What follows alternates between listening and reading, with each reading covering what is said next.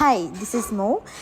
নাগা ড্রামস্টিকের রিভিউ দেওয়ার জন্য চলে আসছি। এটার ভিডিও টিকটকে দেখতে দেখতে আমার খুব ক্রেভিং হচ্ছিল এটা খাওয়ার জন্য। তো আজকে যেহেতু ফ্রাইডে তাই চলে গিয়েছিলাম চিলক্সে।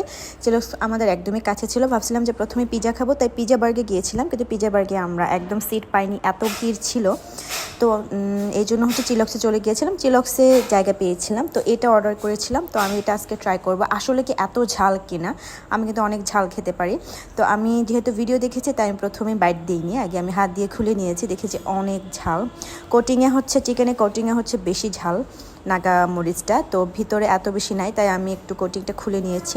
কোটিংটাও আমি খেয়েছি, আর আমার কাছে কিন্তু ঝালটা সহনীয় লেগেছে। মানুষ যেভাবে ভিডিওতে অনেক বেশি ঝাল এভাবে রিভিউ দিয়েছে, আমার কাছে এত বেশি ঝাল লাগেনি, আর টেস্টটা ভালোই লেগেছে আমার কাছে। আমি একাই এটা খেয়েছিলাম, আর মানুষ বললো যে অনেক বরফ খাওয়া লাগে, তারপর অনেক কোল্ড ড্রিঙ্কস খাওয়া লাগে, এরকম কিছু না। আমি জাস্ট একটা লেমনেড নিয়েছিলাম, লেমনেডের সাথে আমি এটা খেয়েছি আর পানি খেয়েছি। এত বেশি আমার ঝাল লাগেনি, আমার কাছে সহনীয় মনে হয়েছে, আর টেস্টটাও আমার কাছে বেশ ভালো লেগেছে।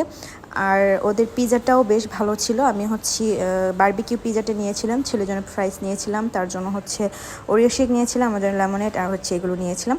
তো এটাই খেয়েছি আজকে। আমার কাছে আমি এটার ভিডিও এই কারণে বানিয়েছি, আর অনেকেই বলে যে অনেক বেশি ঝাল, অসহনীয় ঝাল, কিন্তু আমি বলবো যে এটা সহনীয় ঝাল, আর একদমই টেস্টটা খুবই ভালো। আপনারা ট্রাই করতে পারেন।